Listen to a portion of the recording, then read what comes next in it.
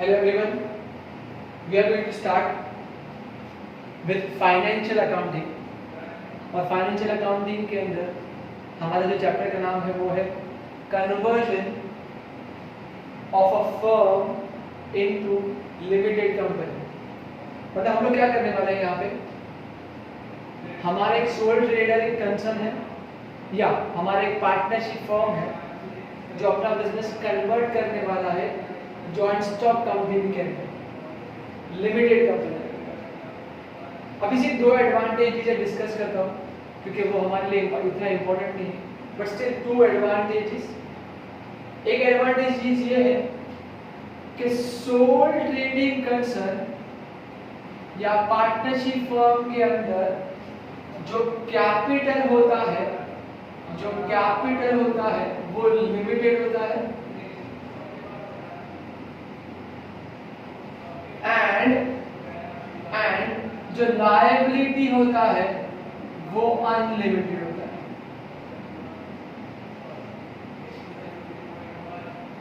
तो soul trader partner क्या करते हैं, अपने बिजनेस को इससे बचाने के लिए कन्वर्ट करते हैं। तो कन्वर्जन का मतलब होता है, अब पहले वो सोल ट्रेडिंग के नाम से जाना जाता था, पार्टनरशिप फर्म के नाम से जाना जाता था, अब से वो जॉइंट स्टॉक कंपनी के नाम से जाना जाएगा। जिससे उसका फायदा क्या होगा, तो मैंने इसे जॉइंट स्टॉक कंपनी, तो एज यू ऑल नो, आप सब लोग ने ऑलरेडी स्टडी किया है कि कैपिटल अनलिमिटेड हो जाता है और लायबिलिटी लिमिटेड हो जाता है। तो ओनर के लिए कैपिटल लिमिटेड है, लायबिलिटी अनलिमिटेड है। यहाँ पे ओनर के लिए कैपिटल अनलिमिटेड है।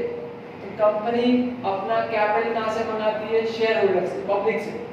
तो बहुत सारी पब्लिक जिसको इन्वेस्ट करना है they can invest, and liabilities limited, जितना इन्वेस्ट किया है उतना ही पैसा हमारे लिए लायबिलिटी होगा, उसके अलावा कुछ नहीं। तो for this reason many of the sole trading concern, many of partnership firm, they convert them into limited company। तो आज से हम लोग हमारा partnership firm sole trading concern को लिमिटेड कंपनी में कन्वर्ट करने वाले हैं। तो डेफिनेटली कुछ ना कुछ तो अकाउंटिंग ट्रीटमेंट होगा ही होगा। तो ध्यान से, तो what will be the accounting treatment? एकदम सिंपल है, और इनफैक्ट सिंपल इसलिए है क्योंकि आप ऑलरेडी अमालगमेशन ऑफ फर्म भी सीख रहे हो।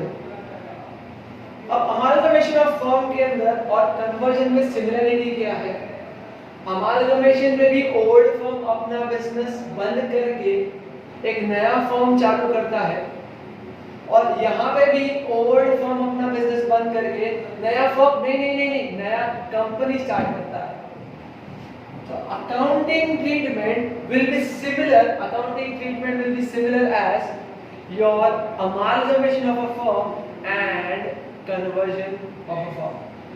अब accounting treatment क्या क्या होगा? तो नंबर 1, amalgamation में भी परचेज कंसिडरेशन था, यहाँ पे भी परचेज कंसिडरेशन होगा।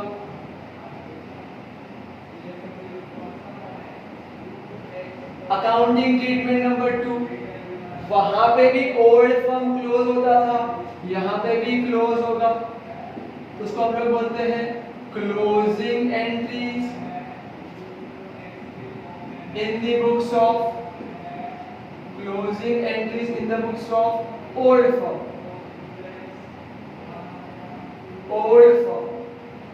फिर वो पार्टनरशिप फर्म हो या सोल ट्रेडिंग कंसर्न, तो ओल्ड फर्म अपना क्लोज करेगा। Number 3 is your opening entries. देखो ये जो भी मैं वर्ड बोल रहा हूँ ये सब अमालगमेशन से सिमिलर है, सब कुछ गो हैंड इन हैंड। तो opening entries in the books of अगर मैं अमालगमेशन कर रहा हूँ तो यहाँ पे मैं बोलूंगा इन the books of new firm. लेकिन अगर मैं कन्वर्जन कर रहा हूँ बच्चा, कन्वर्जन, तो कन्वर्जन फर्म में नहीं हो रहा है, कन्वर्जन कंपनी में हो रहा है। तो यहाँ पे मैं लूंगा in the books of new company, in the books of new company. So accounting treatment exactly same as amalgamation. ये अच्छी बात है। मैं एक और अच्छी बात बोलता हूँ आगे जाने से पहले। जब हम लोग ने अमालगमेशन किया ना, तो अमालगमेशन में दो ओल्ड फर्म थे, let's say A limited, B limited. इन्होंने अपना बिजनेस बंद किया और एक न्यू फर्म स्टार्ट किया, let's say A B limited. तो कितने ओल्ड फर्म है? दो, और न्यू फर्म तो एक ही होगा। लेकिन हम जो चैप्टर कर रहे हैं ना, इसमें अच्छी बात यह है कि ओल्ड फर्म एक ही होगा, मतलब दो दो ओल्ड फर्म को क्लोज करने का जरूरत नहीं है, थोड़ा काम कम हो गया और हमारे पास एक ही न्यू कंपनी होगा। तो ये एक अच्छी बात है। चलो लेट्स कंटिन्यू। तो कन्वर्जन में हमारा ओल्ड एग्जिस्टिंग फर्म अपने आप को कन्वर्ट कर रहा है लिमिटेड कंपनी में, जिसके लिए मुझे तीन चीजें को फॉलो करना पड़ेगा। Let us discuss about purchase consideration. Let us discuss about purchase consideration.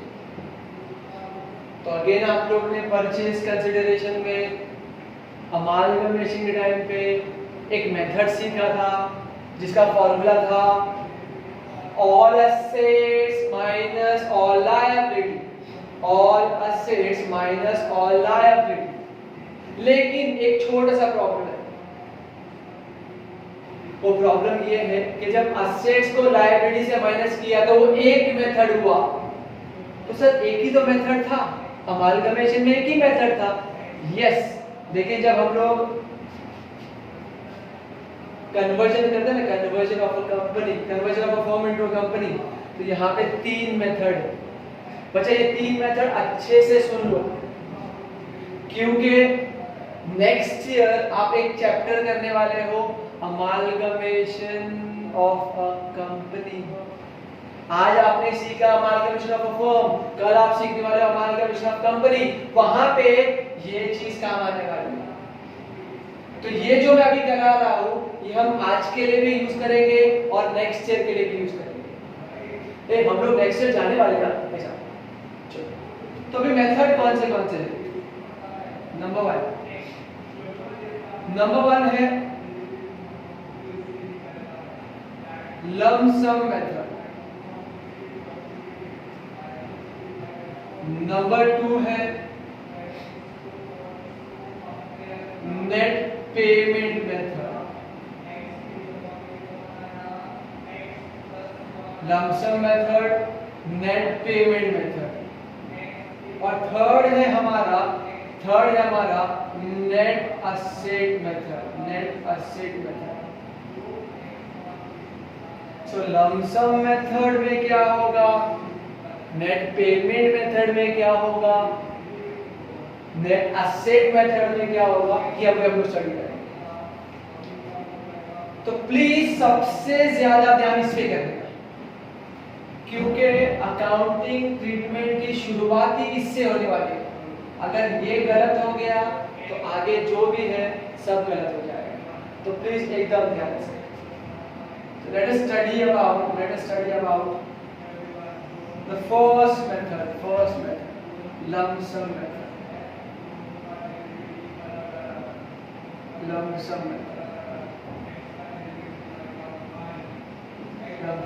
अभी ध्यान से।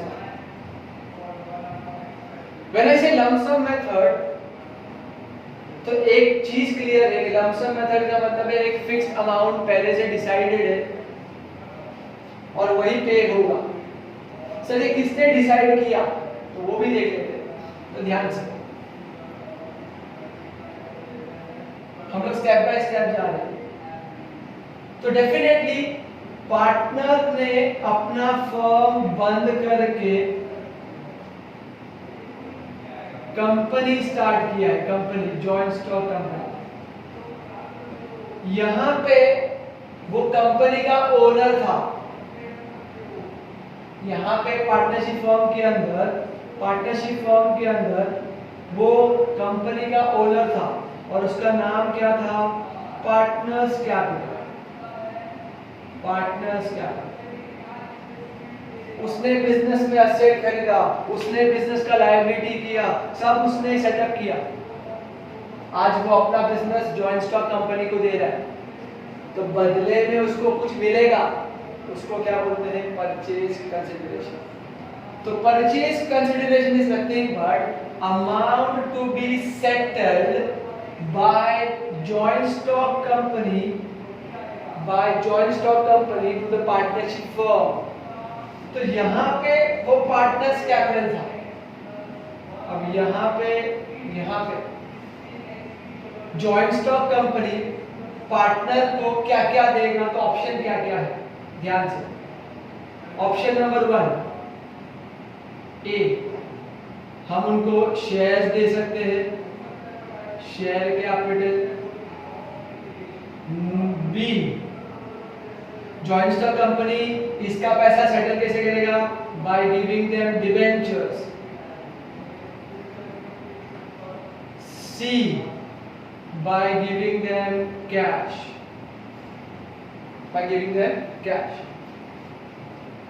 तो पार्टनर अपना बिजनेस बंद कर रहा है और जॉइंट स्टॉक कंपनी स्टार्ट कर रहा है, तो जितना भी पैसा उसने इन्वेस्ट किया है वो भी जॉइंट स्टॉक कंपनी से रिकवर करेगा। कैसे? By way of share capital. अच्छा, शेयर्स भी दो तरह के होते हैं, equity shares and preference shares. Share capital, debentures और कैश, ये 3 चीजें मिलेगी पार्टनर्स कैपिटल को।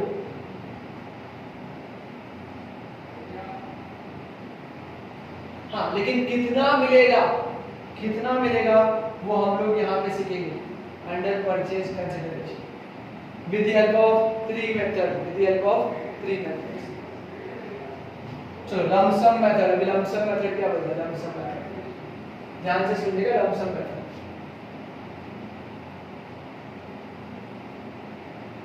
तो लमसम मेथड के अंदर पहले में कंप्यूटेशन ऑफ परचेज कंसिडरेशन।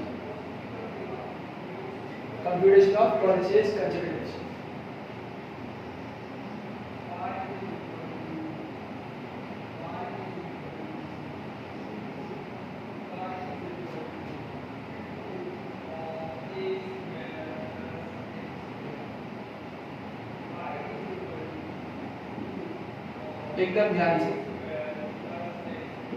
चलो।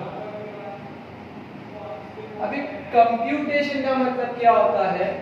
कितना अमाउंट पे करना है,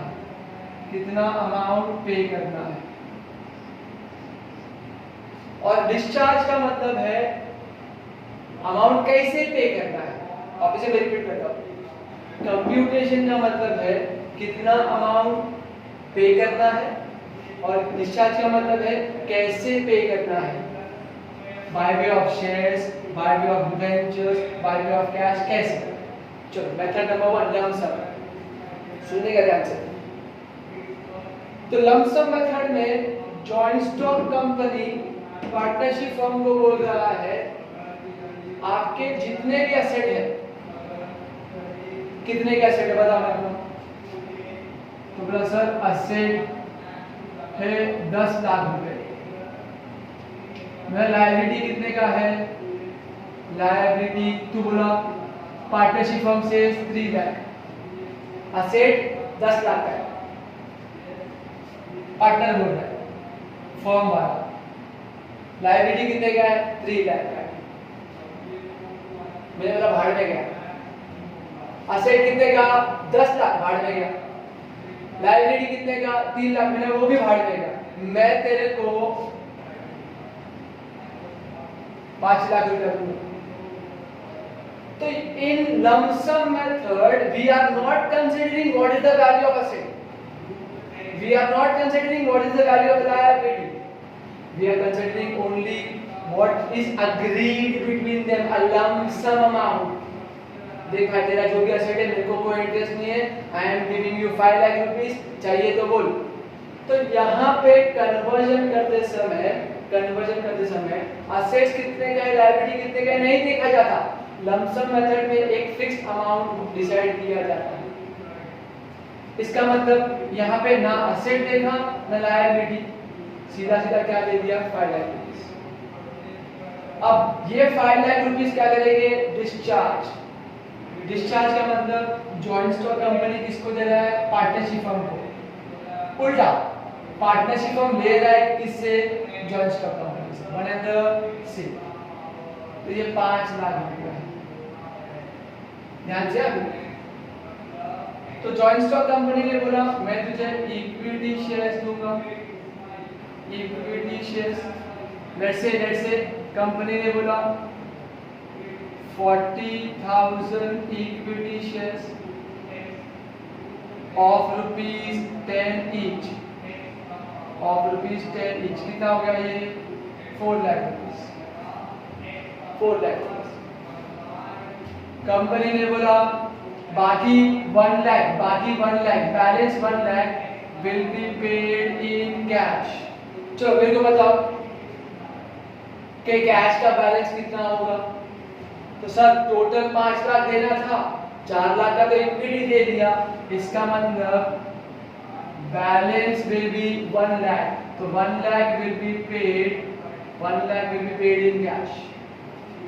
ये हो गया मेरा लंप सम मेथड, ये हो गया मेरा लंप सम मेथड। तो अभी लंप सम मेथड में कंप्यूटेशन, सर अमाउंट डायरेक्ट दे दिया है, अमाउंट दे दिया है without considering what is asset, what is liability, fixed value is given, that fixed value is used, ये हमने यूज किया एज अ डिस्चार्ज। ये था हमारा फर्स्ट मेथड। मैं सेकंड मेथड डिस्कस करूंगा, तो ध्यान से what is second method. Second method है net payment method, net payment method. Again, first thing, computation of purchase consideration. Computation of purchase consideration.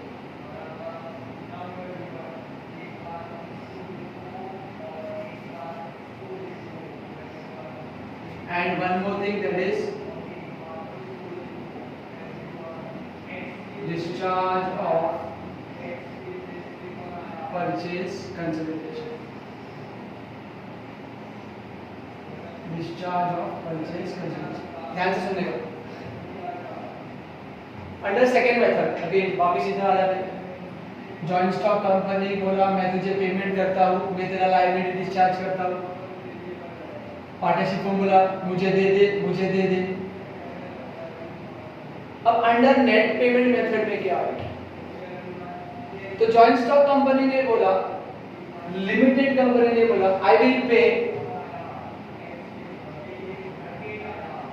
30,000 equity shares of ₹10 each. Sir 30,000 into 10 3 lakh.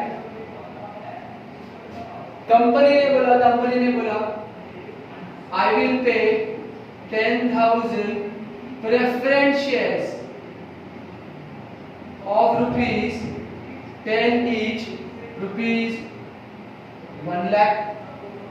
Company ने बोला and they will pay cash ₹1 lakh and तो new company joint stock company ने बोला equity देगा 3 लाख का, preference देगा 1 लाख का and cash देगा 1 लाख का। तो टोटल कितना हो गया 5 लाख। सर इसमें और इसमें डिफरेंस क्या है, बच्चे ध्यान से देख। यहाँ पे बोला था कि इक्विटी दिया और कैश कितना दिया वो नहीं बताया, यहाँ पे कैश कितना देगा वो नहीं बोला, तो हमने क्या बोला, कैश इज बैलेंसिंग फिगर। तो टोटल वैल्यू दिया है, आइटम इज मिसिंग। यहाँ पे टोटल वैल्यू नहीं दिया है, item is given, each item is given with the value. वापिस से टोटल दिया है, आइटम का amount is missing, total is missing, item का वैल्यू दिया है। तो दोनों में सिमिलरिटी क्या पता है, दोनों में सिमिलरिटी ये है कि कंप्यूटेशन बनाने का जरूरत नहीं है। तो under lump sum method no need to prepare computation, directly 5 lakh लेके डिस्चार्ज कर दो। टोटल 5 लाख, 4 लाख का equity, balance cash. Net payment के अंदर 3 लाख का इक्विटी, 1 लाख का प्रेफरेंस, 1 लाख का कैश, बस। तो टोटल मिल गया मेरे को। तो टोटल दिया है तो आइटम मिसिंग मिलेगा, आइटम दिया है तो टोटल मिलेगा। ऐसा गलत सेंस में नहीं लेने का, ध्यान से। So when total is given, it's a lump sum method, and item का value is given, it is net payment method. And in both the method, no need to prepare computation. क्यों? क्योंकि हम लोग asset liability को consider कर ही नहीं रहे हैं। हमने पूछा ही नहीं तुम्हारा असेट कितना है, हमने डिसाइड कर दिया कि 5 लाख रुपया देंगे। हमने डिसाइड कर दिया कितना देंगे वो नहीं बोला, बोलता 3 लाख का इक्विटी, 1 लाख का प्रेफरेंस और 1 लाख कैश, बस। तो टोटल मुझे मिल गया 5 लाख रुपीस। तो this is about my second method. अब let us talk about third method. Let us talk about third method.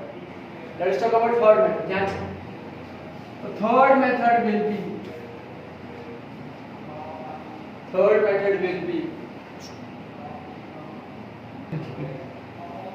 so the third one is known as net asset method. Net asset method. देखो यहाँ पे नाम के अंदर ही asset है, यहाँ पे लमसम, नेट पेमेंट, इन दोनों मेथड में तेरा असेट कितने का है मुझे उससे लेना देना नहीं है, लायबिलिटी कितना है मुझे उससे कोई लेना देना नहीं है। बट व्हेन आई से नेट असेट मेथड, तो नेट असेट मेथड के अंदर first part will be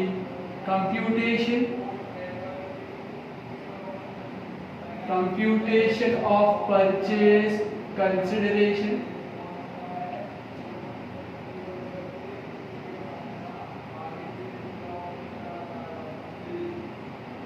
and then B, discharge of PC, discharge of purchase consideration, discharge of purchase consideration, discharge of purchase consideration। ये method के अंदर value दे दिया है, ये मेथड के अंदर इंडिविजुअल वैल्यू दे दिया है, ये मेथड के अंदर बोला, ध्यान से सुनेगा, ये मेथड के अंदर बोला कि 30,000 का इक्विटी शेयर्स देगा, equity shares of ₹10 each. Suppose मैं एग्जांपल चेंज कर, सपोज यहाँ पे लिखा है 1000 डिबेंचर्स, 1000 डिबेंचर्स ऑफ ₹100 ईच।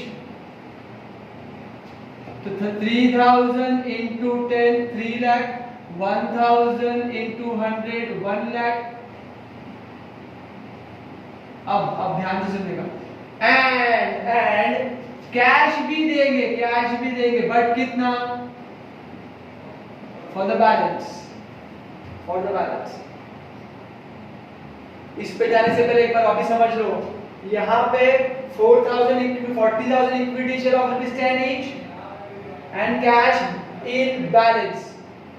तो यहाँ पे कैश का अमाउंट नहीं दिया है, लेकिन टोटल अमाउंट दे दिया है, तो can we find out cash? Answer is yes. यहाँ पे टोटल नहीं दिया है, इंडिविजुअल दिया है, इक्विटी इतना, प्रेफरेंस इतना, कैश इतना, तो टोटल मिल गया, कोई प्रॉब्लम नहीं। लेकिन यहाँ वाले सब में टोटल नहीं दिया है, हमको टोटल वैल्यू नहीं दिया है। तो जब टोटल वैल्यू भी नहीं दिया है, आइटम का वैल्यू भी मिसिंग है, देखो ये क्वेश्चन मार्क है, टोटल भी नहीं दिया है और एक आइटम का वैल्यू भी मिसिंग है, तो ऐसे सिचुएशन में हमारा थर्ड मेथड आएगा नेट एसिड मेथड। और ये बहुत अच्छा मेथड है, आपने ऑलरेडी सीख लिया है अंडर अमालगमेशन। शेट्टी सर ने आपको क्लियरली सिखाया, purchase consideration is equals to all assets minus all liability. वापस एक बार, शेट्टी सर वाला rule, purchase consideration is equals to amalgamation purchase consideration is equals to Shetty sir all assets minus all liability. अब joint stock company partnership firm को पूछ रहा है कि भैया तेरा असेट कितने का है, तो लेट अस अज्यूम मैं छोटा सा एग्जांपल ले रहा हूं, ऑल असेट्स। लेकिन अगर तुमको याद हो तो यहाँ पे ऑल असेट्स में कौन सा वैल्यू लेने का, तो ऑल असेट्स में न्यू वैल्यू लेने का, न्यू वैल्यू। यहाँ पे ऑल असेट्स न्यू वैल्यू। तो मैं आपको पूरा सेंटेंस रीड करके बोल रहा हूँ एक्चुअली क्या है। All assets taken over by joint stock company, all assets taken over by limited company at agreed value, if agreed value is not given तो book value। वापिस एक बार, all assets taken over by limited company at agreed value, अगर agreed value नहीं दिया है तो ही book value. तो all assets minus all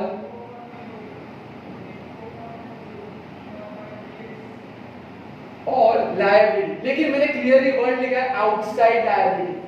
outside liability का मतलब क्या होता है कि आपको यहाँ पे लायबिलिटी में कैपिटल नहीं लेना है। अमालगमेशन में भी वही किया, आपको रिजर्व नहीं लेना है, अमालगमेशन में भी वही किया, तो कैपिटल नहीं लिया, रिजर्व्स लॉसेस नहीं लिया, तो उसको बोलते हैं ऑल आउटसाइड लायबिलिटी। तो सारे एसेट लेने का, लेकिन बाहर वालों का लायबिलिटी से माइनस करने का।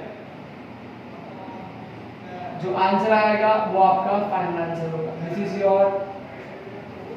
तो for example all assets let's say 7 lakh rupees, all liability let's say 2 lakh rupees। तो all assets agreed value 7 lakh, all outside liability 2 lakh, तो मुझे माइनस करके बैलेंस आया एज रुपीज 5 लाख। अब ये 5 लाख रुपीज यहाँ पे आ गया, देखो नक्शा 5 लाख शुरू हुआ ऊपर से, वो हमने यहाँ पे आके कॉपी किया।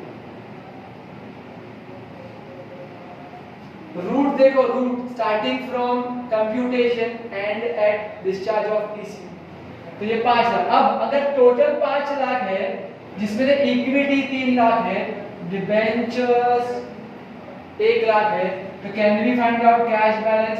Answer is yes. तो cash balance will be balancing figure. तो मैं यहाँ पे बैलेंसिंग फिगर लिख देता हूँ, BAL balancing, FIG figure, balancing figure.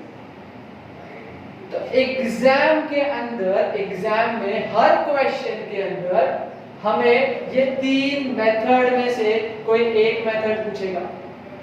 Out of 3 method they will ask 1 method. Accounting treatment number 1 purchase consideration, तो ये है हमारा परचेज कंसीडरेशन, नेक्स्ट पार्ट हमें सीखना है इसके अंदर is closing entries in the books of old firm.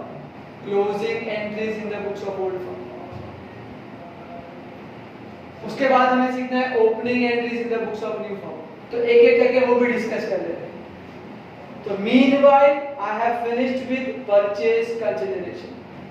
ध्यान से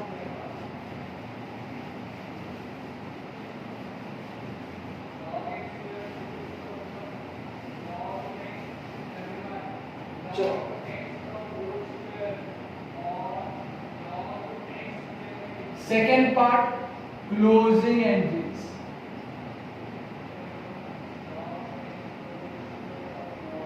Closing entries in the books of old firm.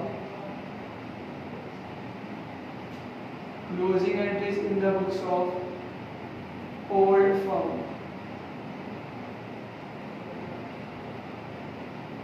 चलो ध्यान से स्टार्ट करें।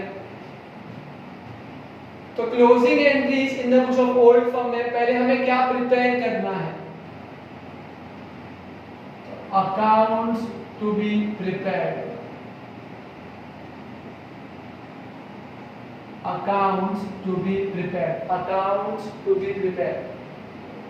चलो शुरुआत में since I have told you ये सिमिलर है, अमालगमेशन से सिमिलर है, अमालगमेशन से सिमिलर है, तो first account will be realisation account. तो वहां पे भी रियलाइजेशन, यहां पे भी realisation. Number two partners capital account. Number 2 partners capital account. Number 3 realisation, वहां पे भी पार्टनर्स कैपिटल, वहां पे भी। नंबर 3 वहां पे न्यू फर्म, वहां पे न्यू फर्म, यहां पे न्यू फर्म नहीं आएगा। देखो मैं जानबूझ के लिख रहा हूं, जानबूझ के लिख रहा हूं, न्यू फर्म नहीं आएगा। क्यों? अरे बच्चा ये कन्वर्जन है, इसमें नया लिमिटेड कंपनी आने वाला है।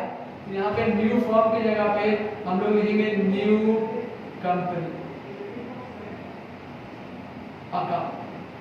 तो please remember realisation, partners capital, new company, ये 3 चीजें वहां पे भी किया, यहाँ पे भी करें। लेकिन सिंस हम लोग कंपनीज की बात कर रहे हैं तो छोटा सा और काम करना पड़ेगा। छोटा सा और काम, क्या काम करना पड़ेगा? तो we are suppose to prepare more ledger accounts. ध्यान से सुनिएगा, वो कौन से अकाउंट होंगे? तो extra account other than first 3 which is similar to amalgamation. तो इसके अलावा we are suppose to prepare equity shares in new company account. Equity shares in new company account. Number 5 preference shares in new company account. Preference shares in new company account. Number 6 debentures in new company account. Sit, try to listen. Number 7 cash bank account. Cash bank account, please ध्यान से सुनिएगा। अभी आपके mind में doubt आ रहा है, sir इतने सारे लेजर अकाउंट कैसे करेंगे? तो कोई टेंशन नहीं है, we will follow certain guidelines, certain steps, और वो स्टेप्स भी नॉर्मल है, कुछ ज्यादा दिमाग लगाने का जरूरत नहीं है। तो प्लीज ध्यान से सुनो। ये जो पहला 3 अकाउंट है ये सेम एज अमालगमेशन है, लेकिन मैंने से remaining 4th, 5th, 6th and 7th, तो सर ये कब बनेगा, ये कैसे बनेगा, कैसे हमें पता चलेगा एग्जाम में कि हमें ये बनाना है? तो ध्यान से सुनो, मैं आपको बता रहा हूं। 4th, 5th, 6th एंड 7 ये अकाउंट हम लोग कब बनाएंगे? जब हमारे डिस्चार्ज में है। ध्यान से देख, डिस्चार्ज में कौन है? Equity and cash. तो सिर्फ इक्विटी बनेगा और कैश बनेगा, प्रेफरेंस नहीं बनेगा, डिबेंचर्स नहीं बनेगा। इधर इक्विटी, प्रेफरेंस, कैश, तो इक्विटी बनेगा, प्रेफरेंस बनेगा, कैश बनेगा, डिबेंचर्स नहीं बनेगा। वापिस है equity, debentures, cash, equity, debentures, cash. तो अगेन इक्विटी बनेगा, डिबेंचर्स बनेगा, कैश बनेगा, प्रेफरेंस नहीं बनेगा। तो इसका मतलब रिमेनिंग लेजर मुझे पता चलेगा बाय लुकिंग एट डिस्चार्ज। तो डिस्चार्ज में आपने जो लिखा है आप उसी का अकाउंट बनाएंगे। आपने इक्विटी लिखा है इक्विटी, प्रेफरेंस लिखा है प्रेफरेंस, कैश लिखा है कैश, डिबेंचर लिखा है debentures. So as per the question हम लोग पहले ये बनाएंगे, इसलिए मैंने आपको पहले ही बोला ये सबसे इंपॉर्टेंट है। अगर यहाँ गड़बड़ किया तो यहाँ पे गड़बड़ हो जाएगा। So I hope till now everything is clear to you and how many accounts are involved. चलो फाइनली ये अकाउंट्स तो बन गए, अब इसको पोस्ट कैसे करेंगे तो एकदम ध्यान से। Steps to be followed. Steps to be followed. Step number one. Again, step number one, same as amalgamation. तो जो चीज amalgamation ने किया वही यहाँ पे करेंगे। तो स्टेप नंबर वन क्या होगा? Step number one is empty the balance sheet. तो बैलेंस शीट के अंदर हमें जो चीज दी गई है, बैलेंस शीट के अंदर हमें जो चीज दी गई है उसका वैल्यू आएगा। I hope this part is clear.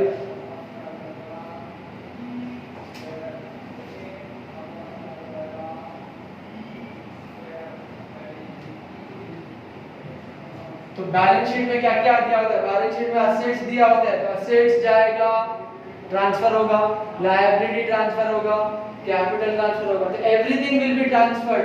तो listen to me carefully, empty the balance sheet same as amalgamation. तो मैं ब्रैकेट में आपके रेफरेंस के लिए लिख रहा हूं, same as amalgamation, same as amalgamation. तो शेट्टी सर वाला रूल यहाँ पे अप्लाई करेंगे, तो कुछ नया नहीं सीखते, ये बेटर है। हाँ, अब सुनिएगा ध्यान से। Step number two, pass entry for purchase consideration. Pass entry for purchase consideration.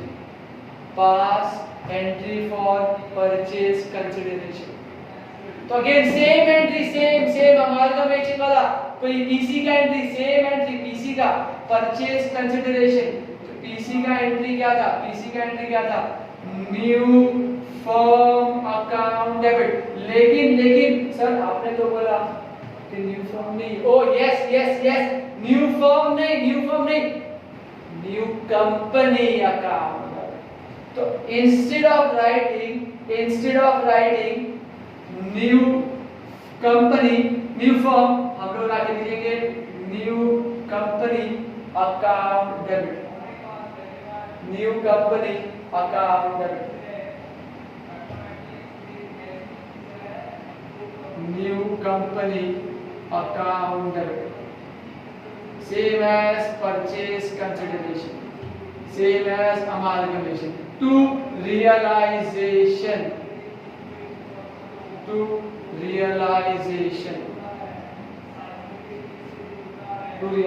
Amount कहां से आएगा? तो again amount of purchase consideration, amount of purchase consideration. Step number one, empty the balance sheet, Shetty sir के पास जाने का। Step number two, pass entry for PC, Shetty sir के पास जाएगा। Step number three, discharge of PC. Step number three, discharge of purchase consideration. देखो PC का entry पास किया, अभी discharge of PC, discharge of PC, discharge of PC. बहुत easy entry है, बहुत इजी एंट्री है। हम लोग फिलहाल कौन है, closing entries in the books of old firm. सोच के बता हमारे लिए इक्विटी शेयर्स आ रहा है कि जा रहा है? We are old firm. देखो मैंने आपको यहाँ पे एक्सप्लेन नहीं किया एंट्री, बिकॉज मैंने क्या बोला, सेम एज अमालगमेशन। लेकिन यहाँ पे डिस्चार्ज के टाइम पे joint stock company, limited company old firm को पे कर रही है, और हम लोग कौन है, ओल्ड फर्म। तो हमारे लिए इक्विटी आ रहा है, हमारे लिए कैश आ रहा है। तो मैंने से डिस्चार्ज ऑफ पीसी, तो जो भी आएगा वो डेबिट। तो एंट्री क्या है, एकदम simple, entry is equity shares in new company, equity shares in new company account debit, preference shares in new company account debit, debentures in new company account debit, cash, एक cash in new company नहीं बोलेगा भाई, cash थोड़ी company का होता है, cash तो cash होता है। Cash bank account debit. To, ये सब हमको किसने दिया, who are we, old firm. Old firm के लिए आ रहा है डेबिट व्हाट कम्स इन, और ये किसने दिया हमें, हमें जॉइंट स्टॉक कंपनी, हमें न्यू कंपनी ने दिया। तो new company, new company account, new company account. तो डिस्चार्ज ऑफ पीसी के लिए डिस्चार्ज का वर्किंग को देखो, देखो इसलिए मैंने इरेज नहीं किया है। तो जो भी डिस्चार्ज में लिखा है इक्विटी एंड कैश, तो equity cash account debit to new company, equity preference cash, तो equity preference cash account debit to new company, equity debentures cash, तो equity debentures cash account debit to new company. तो ये बहुत अच्छी चीज है, इसको बाय हार्ट करने का जरूरत नहीं है, आपने जो भी डिस्चार्ज में लिखा है वो यहाँ पे आ जाएगा। वापिस एक बार रिपीट करते हैं। Step number 1, MTD balance sheet. तो जो अमालगमेशन ने किया वैसे ही, फिर भी मैं एक बार बता देता हूँ, all assets will be transferred to realization account debit side, all liability will be transferred to realization account credit side। asset जाएगा realization के डेबिट में, लायबिलिटी जाएगा रियलाइजेशन के क्रेडिट में। आपका रिवीजन हो रहा है। कैपिटल बैलेंस जाएगा पार्टनर्स के कैपिटल अकाउंट में। अगर रिजर्व होगा, लॉसेस होगा, तो वो पार्टनर्स में क्या कर देते हैं हम लोग, डिस्ट्रीब्यूट। क्या कर देते हैं हम लोग, डिस्ट्रीब्यूट। तो please remember empty balance sheet same as amalgamation, assets debit में जाएगा रियलाइजेशन के, लायबिलिटी रियलाइजेशन के क्रेडिट में जाएगा, कैपिटल जाएगा कैपिटल अकाउंट में, और रिजर्व्स लॉसेस पार्टनर में डिस्ट्रीब्यूट कर दिए जाएंगे। Step number 1। Step number 2, pass entry for PC, new company account debit to realisation. Step number 3, discharge of PC, जो भी डिस्चार्ज में लिखा है अकाउंट डेबिट, जो भी डिस्चार्ज में लिखा है account debit to new company account. ये हमारा स्टेप नंबर 3। चलो आगे चलते, स्टेप नंबर 4। स्टेप नंबर 4 हम लोग ऑलमोस्ट एंड पे है, प्लीज ध्यान से। Step number 4, assets not taken over, assets not taken over by new company। New company ने बोला मुझे असेट्स में कोई इंटरेस्ट नहीं है, मुझे असेट्स में कोई इंटरेस्ट नहीं है। तो आपको रूल बोलने का, मन में ऐसा बोलने का, CRPR। तो शॉर्टकट है ये, मैं आपको शॉर्टकट दे रहा हूँ। तो not taken over by new company, मैं आपको शॉर्टकट दे रहा हूँ। आप लोग मन में बोलो, मन में बोलो, CRPR, CRPR, CRPR, CRPR। Sir ये CR क्या है, ये PR क्या है? कुछ लोग खुश हो रहे प्यार के नाम से। तो CR एंड PR, CR का मतलब ये है, अगर कंपनी ने बेच दिया, ओल्ड फर्म ने जो असेट्स टेक ओवर नहीं किए हैं उसको बेच दिया, तो if sold by old firm, तो एंट्री बेचोगे तो पैसा आएगा कैश बैंक अकाउंट डेबिट, और असेट जाएगा तो हम लोग बोलेंगे टू रियलाइजेशन। असेट बेचोगे तो असेट का नाम नहीं लिखने का, असेट की जगह पे क्या लिखेंगे, to realisation. Reason, because all assets and liabilities of balance sheet are transferred to realization। तो देखो CR मिल गया मेरे को, C का मतलब कैश, R का मतलब रियलाइजेशन। तो if assets sold, CR बोलेगा। if taken over by partner, तो कुछ लोगों को समझ में आया रहेगा, अगर बेचा तो CR है, पार्टनर ने ले गया तो PR, तो P का मतलब है पार्टनर्स, तो partners capital account debit, partners capital account debit to realisation. तो देखो P का मतलब पार्टनर्स, R का मतलब रियलाइजेशन। तो अभी से एंट्री बाय हार्ट नहीं करेंगे। Asset CRPR, CR cash to realisation, PR partners to realisation. तो ऐसे हम लोग अभी याद करेंगे। तो असेट्स जो टेक ओवर नहीं किया है न्यू कंपनी ने, आंख बंद करके बोलेगा CRPR, बेच दिया तो CR, पार्टनर लेके जाएगा तो PR। तो स्टेप नंबर 5 क्या आएगा, liability not taken over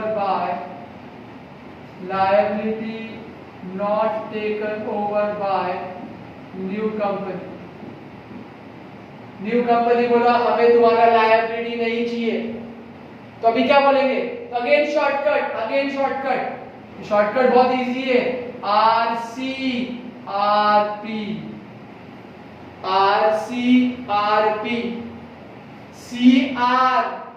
CRRC, PRRP, RCRP।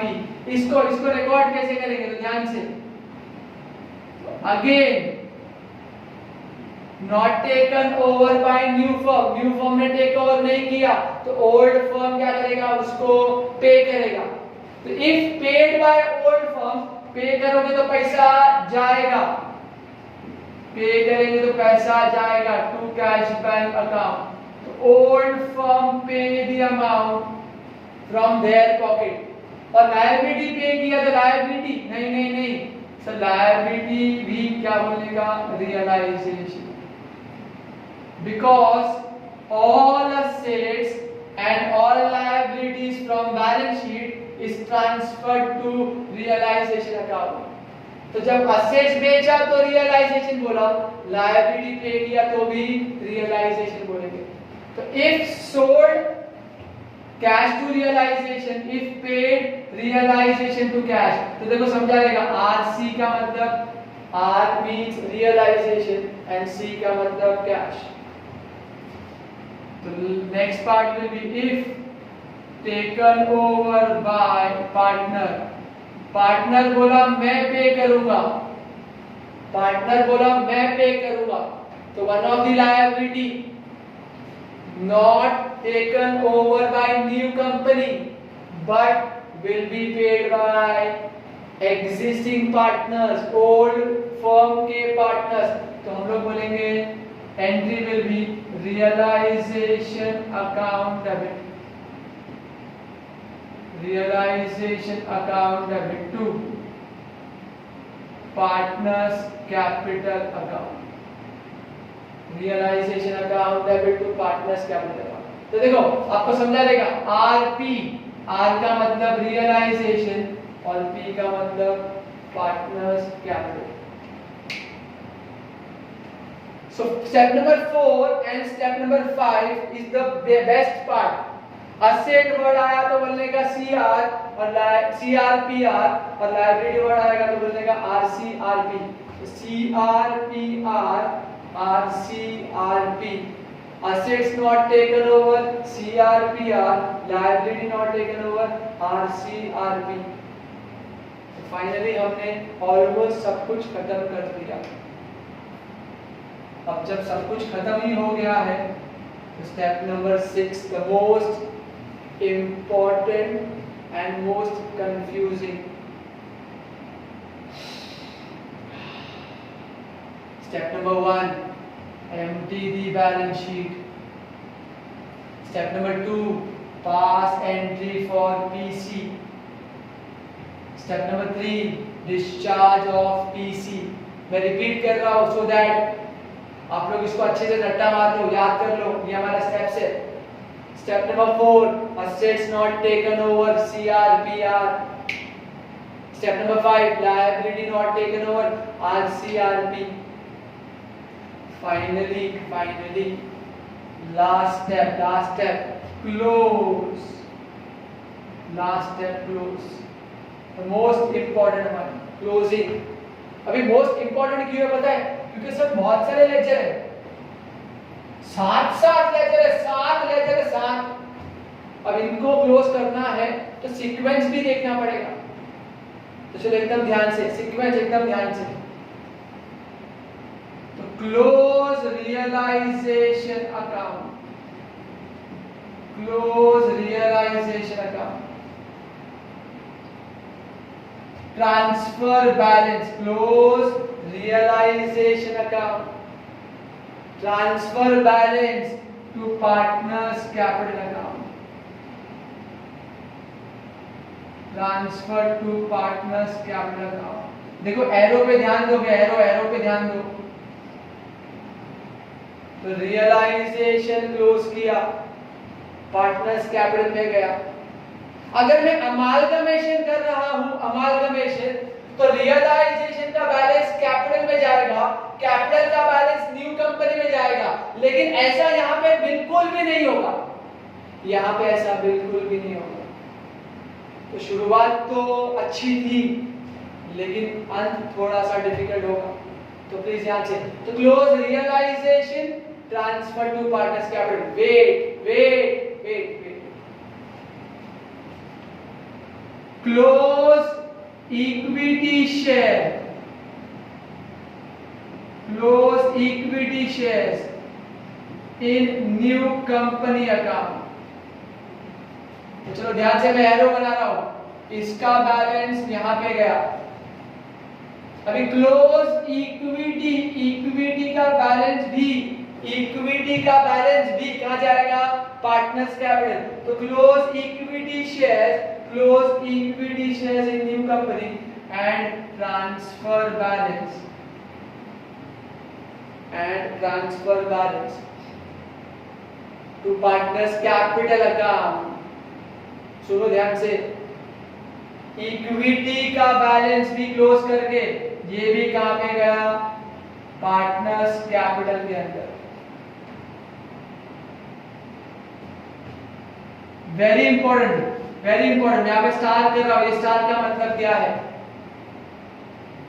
Realisation का बैलेंस पार्टनर्स कैपिटल में जाएगा, कौन से रेशो में?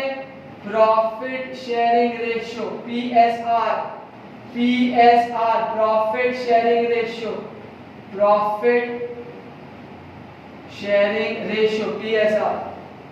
लेकिन देखो स्टार किया है, लेकिन इक्विटी का बैलेंस पार्टनर्स कैपिटल में जाएगा, प्रॉफिट शेयरिंग रेशियो में नहीं, प्रॉफिट शेयरिंग रेशियो में नहीं। कौन से रेशियो में? कैपिटल बैलेंस रेशियो में। तो मैं यहां पे लिख के दे रहा हूं, capital balance ratio, capital balance ratio CBR, तो ये जाएगा CBR के रेशियो में। CBR का रेशियो कैसे ढूंढने का वो मैं बताऊंगा आपको बाद में, कोई टेंशन की बात नहीं है। तो PSR क्वेश्चन में दिया होता है, CBR हमें फाइंड आउट करना है। चलो 2 अकाउंट मैंने क्लोज कर दिए, आगे चलता हूं।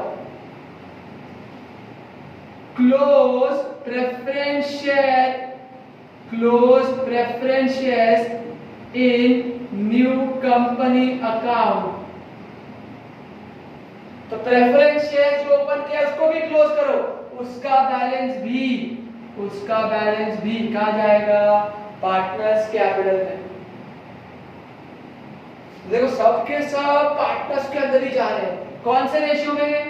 कैपिटल बैलेंस रेशियो CBR, यहां पे लिखा हो, आप लोग इसको फॉलो करोगे।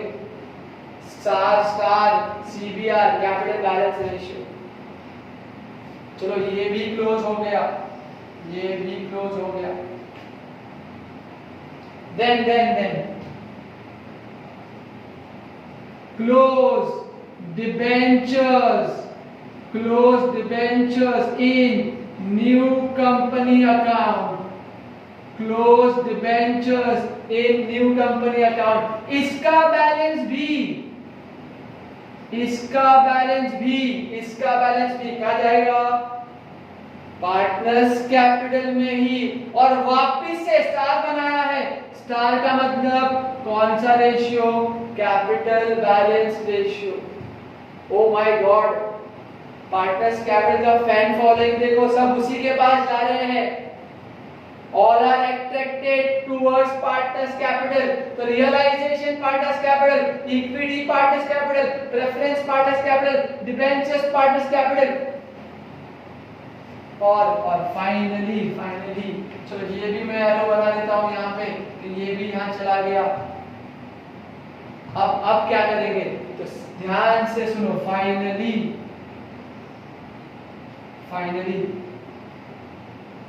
क्या लिखा है मेरे? ये LAST। अबे फर्स्ट नहीं होता है बे, लास्ट होता है, last. LAST last. Finally close partners capital account and balance transferred to cash bank account. Balance transfer to cash bank account.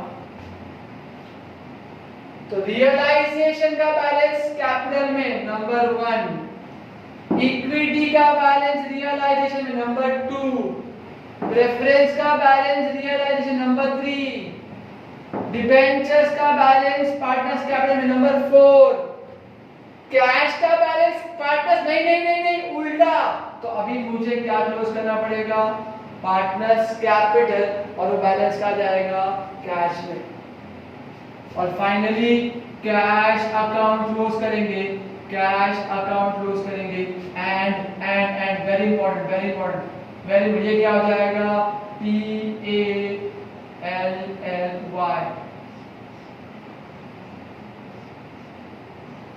Tally. तो कैपिटल का बैलेंस लास्ट में कैश में गया और कैश अकाउंट किया हो गया टैली। तो सीक्वेंस, प्लीज सीक्वेंस ध्यान से देखो क्या लिखा है। ध्यान से देखो। पहले क्या क्लोज करेंगे? रियलाइजेशन। फिर क्या क्लोज करेंगे? Equity shares. फिर क्या क्लोज करेंगे? Preference shares. फिर क्या क्लोज करेंगे? डिबेंचर्स। फिर क्या क्लोज करेंगे? Partners capital. लास्ट में क्या क्लोज करेंगे? कैश। और कैश क्या हो जाएगा? Tally.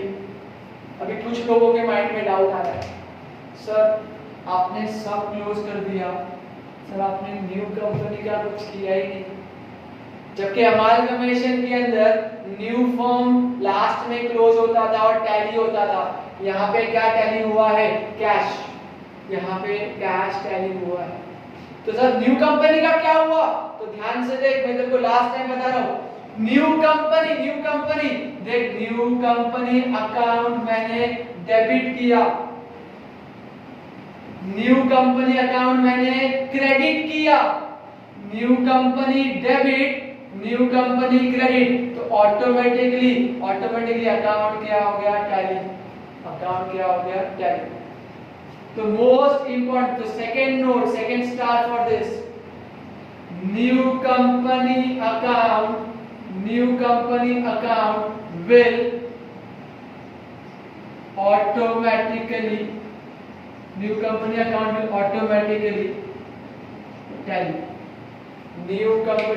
will automatically tally. This is all about your closing entries in the books of old firm.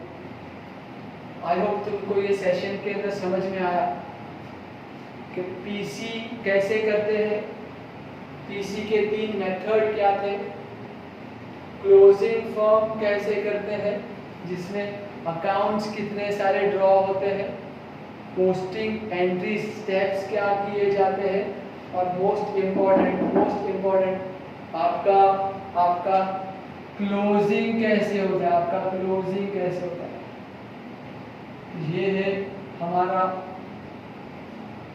Steps for closing the old firm. I hope तुमको ये पूरा सेशन क्लियर है। Thank you so much.